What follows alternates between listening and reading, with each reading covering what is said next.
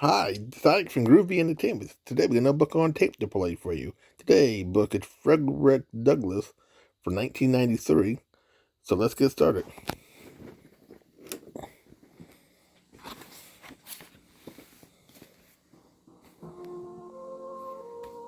A picture book of Fredrick Douglass. David A. Adler. Illustrated by Samuel Bird. Read by Charles Turner.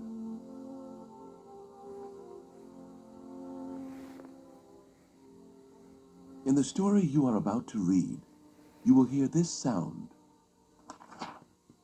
This is the sound of a page turning. When you hear it, you will know it is time to turn the page. Now, turn to the first page of the story.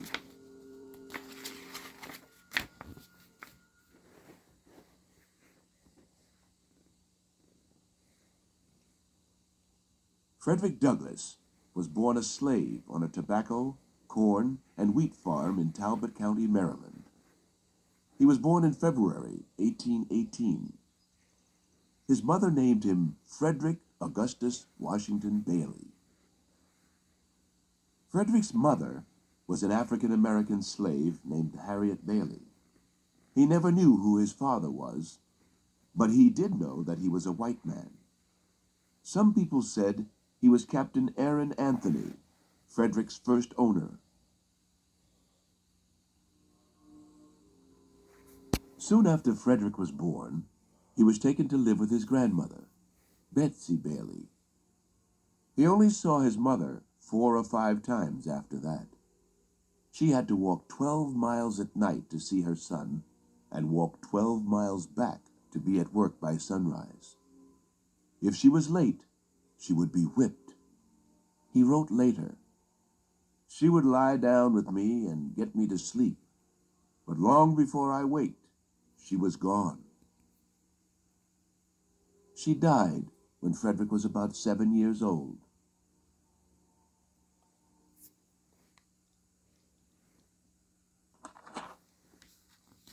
When Frederick was 6, he was taken to his master's house and put to work. He wrote later about how he lived as a slave. "In the hottest summer and coldest winter, I was kept almost naked. No shoes, no stockings, no jacket, no trousers, nothing on but a coarse tow linen shirt reaching only to my knees." He was fed boiled cornmeal, called mush. Frederick was wakened often by the cries of a slave being beaten. The first time that happened, it was his own Aunt Hester, who was tied to a hook and whipped. Young Frederick was so frightened that he ran into a closet and hid.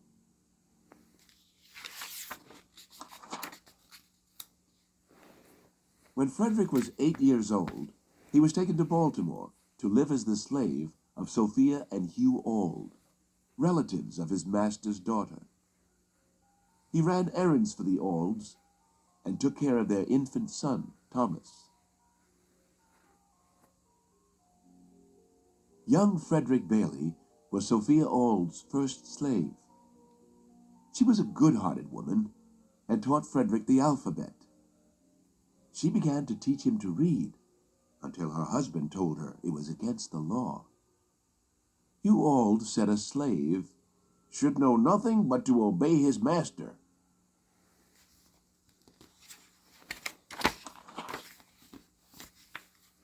Sophia Auld stopped teaching Frederick, but he didn't stop learning. He took a book with him when he went out on errands. Poor white boys he met in the street helped him learn to read. When Frederick was about 12, he told the boys, "I am a slave for life." And he asked them, "Have not I as good a right to be free as you have?" Frederick read the Bible and went to a church Sabbath school for black children. When he was 14, he taught at the school.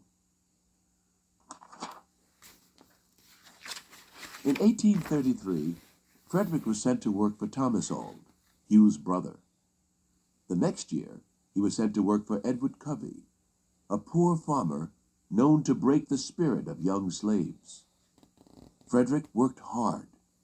Even so, Covey beat him about once a week. Then, one summer morning, Fredrick fought back. Covey never beat him again. The fight was the turning point in Fredrick's life as a slave. "I was nothing before," he said later. "I was a man now." On January 1st, 1835, Fredrick was sent to work for William Freeland. On Sundays, the slaves had no work, and Fredrick opened a secret Sabbath school and taught slaves to read. Fredrick longed to be free. He and a few other slaves hoped to escape by boat, but someone told of their plans, and Fredrick was put in jail. He expected to be sold to a slave owner in the Deep South, to work in the cotton fields, a fate Fredrick thought of as a life of living death. But instead, he was sent back to Baltimore to be Hugh Auld's slave again.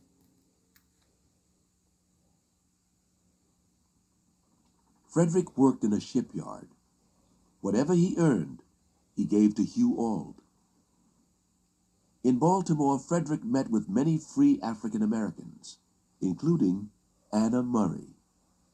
Together, they planned Fredrick's escape from slavery.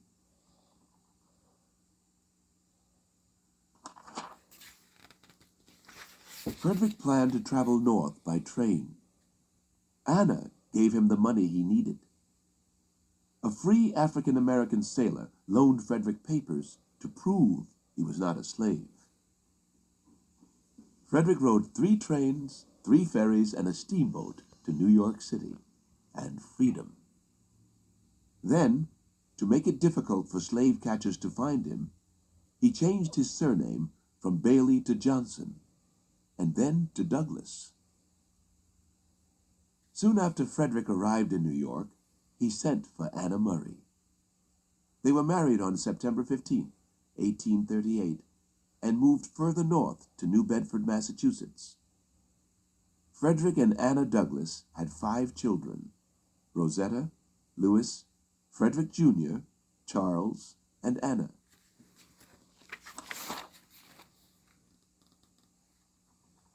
In New Bedford, Fredrick worked loading and unloading ships, shoveling coal, and sweeping out chimneys.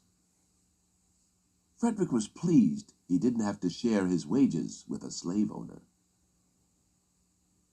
About 4 months after he came to New Bedford, Fredrick began reading The Liberator, an anti-slavery newspaper.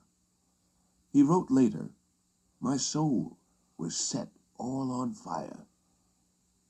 In 1841, Fredrick Douglass met the editor of the newspaper, William Lloyd Garrison. Garrison hired him to travel to other cities, talk about the horrors of slavery, and sell subscriptions to The Liberator. In 1845, his autobiography, The Narrative of the Life of Fredrick Douglass, an American Slave, was published. In the book, he wrote his original name, Fredrick Bailey, and the name of his master. This put Fredrick in danger of being caught as a runaway slave. So he went to England. He gave speeches there, too, about the evils of slavery. Fredrick Douglass believed that people are not property to be owned by others. But still, in Baltimore, the Aulds held papers proving that they did own him. Some friends in England bought those papers and his freedom. Now he could go home.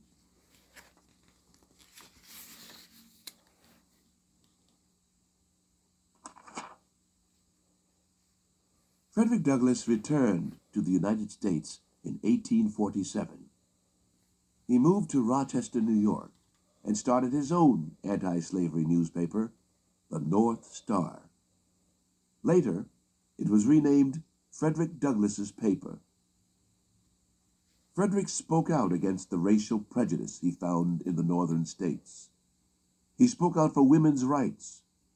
His house became a stop on the Underground Railroad, a series of safe houses for runaway slaves on their way further north to freedom.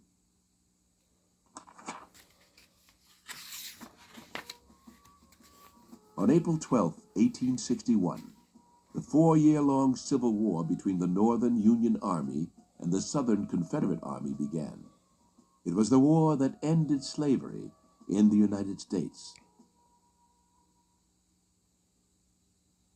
In 1863, Fredrick Douglass helped gather soldiers for the first black unit in the Union Army. 3 of his sons joined. But Fredrick Douglass soon learned that black soldiers were paid much less than whites and were given poor equipment and little training. He told this to President Lincoln. The president told Fredrick Douglass to be patient. Progress in the rights of African Americans would come slowly.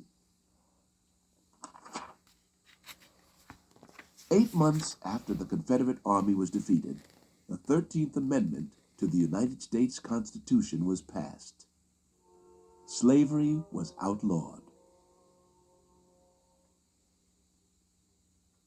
In 1864, Abraham Lincoln was re-elected president. In March 1865, after the inauguration, Fredrick Douglass went to the White House to shake the president's hand. At first, he was not allowed in because he was African American. President Lincoln had him shown in. And as he entered the hall, the president said, "Here comes my friend Douglass." Several weeks later, on April 14th, President Lincoln was shot. He died the next day.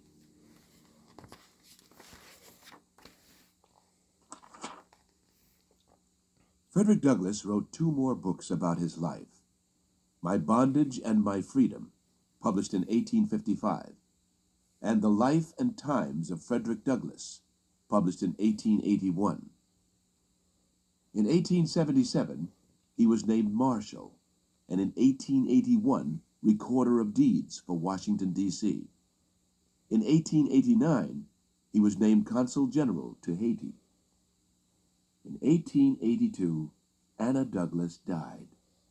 2 years later, Fredrick married Helen Pitts, a white woman. Both blacks and whites were upset by the marriage. Helen Pitts told people that she had married the man she loved. Fredrick Douglass told people that his first wife was black, like his mother. His second wife was white, like his father.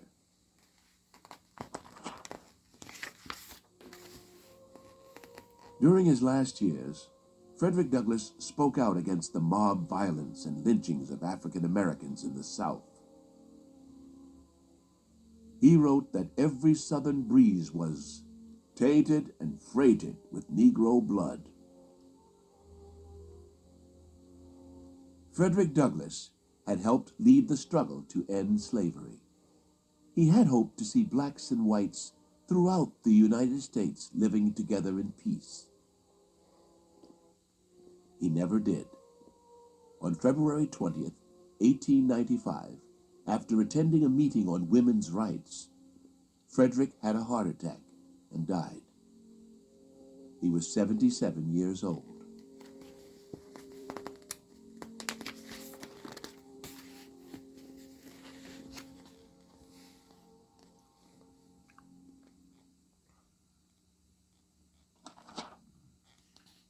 Important dates. 1818, born in Talbot County, Maryland. See author's note.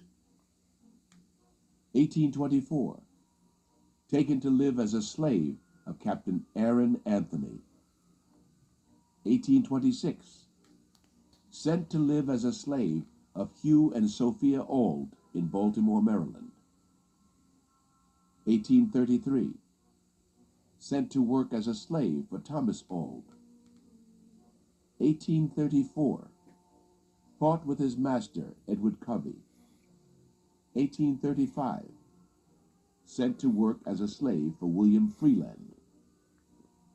1836.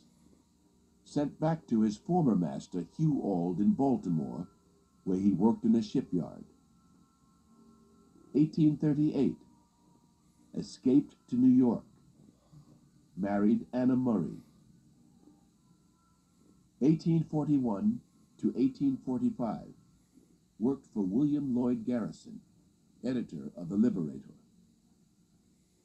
1845. Narrative of the Life of Fredrick Douglas, an American Slave, was published. 1847.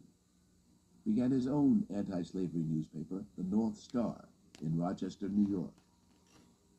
1863. Recruited for 1st Black Unit in the Union Army. 1882. His wife, Anna Murray Douglas, died. 1884. Married Helen Pitts. 1889 to 1891. Served as American Consul General to Haiti. 1895. Died in Washington, D.C. on February 20th.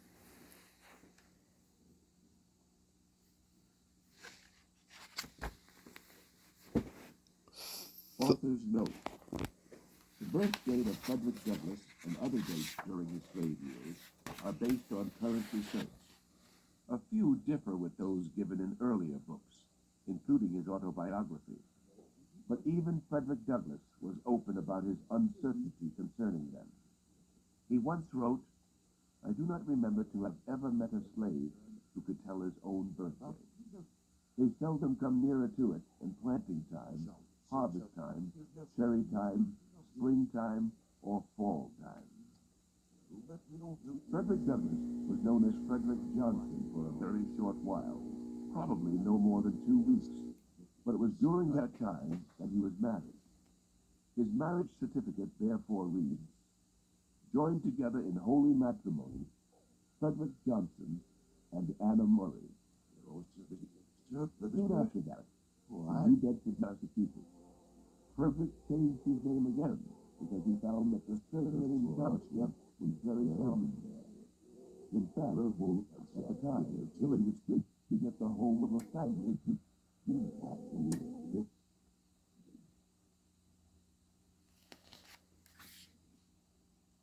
name Douglas from a character in the film.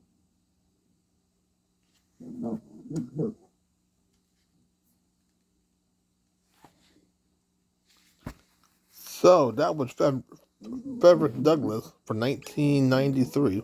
So if you like, subscribe, share, and comment, and have a groovy day with another video coming out real soon.